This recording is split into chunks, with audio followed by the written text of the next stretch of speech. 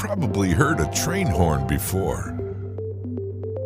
After all, they basically blow every single time the train travels through a crossing or passes by a station. These loud blasts can be a little overwhelming and seemingly unnecessary. So why do trains even have horns? And why do they blow them so much? The short answer is because they're required to. But the real answer is more complex than that. In the U.S., the Federal Railroad Administration generally requires that trains blow their horns to alert motorists at each grade crossing, regardless of whether there's an obstruction or anything abnormal about the crossing. In fact, trains not only blow their horns loudly to warn travelers in vehicles, but they also utilize them to communicate through a sort of code. As the railroad was coming into widespread use in the early 19th century, train whistles and horns were there from the beginning. In the early days, these horns and whistles were purely there to warn others that the train was passing through. Since trains travel at high speeds on tracks and can't stop very fast, this loud warning is needed so anyone crossing the tracks can get out of the way.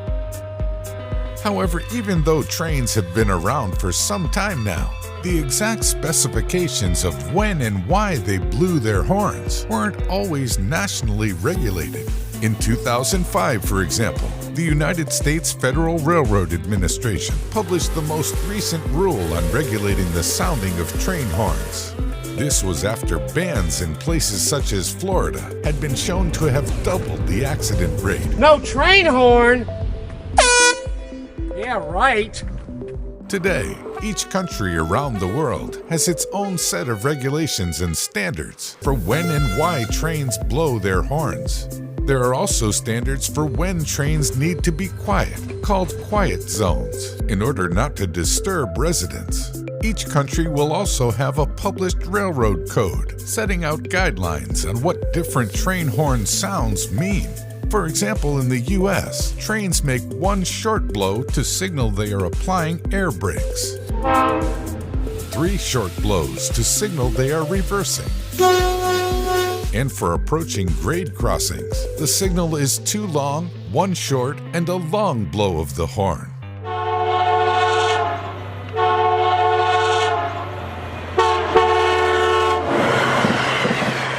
These are just a few of the signals, and they're one of the few ways that modern trains communicate with signalmen, rail workers, and cars around them.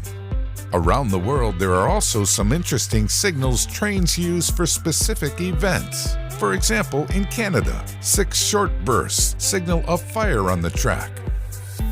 However, in the UK, it isn't the length of the burst that's varied, it's the tone of the horn sound. While radios and other communications techniques are standard in modern railroads, there's no better warning that a train is coming than its loud horn. So in summary, trains blow their horns because it's one of the most effective warning techniques for these massive high-speed rail cars. From the early days of railroads until now, the train horn has been a vital part of this transportation technique.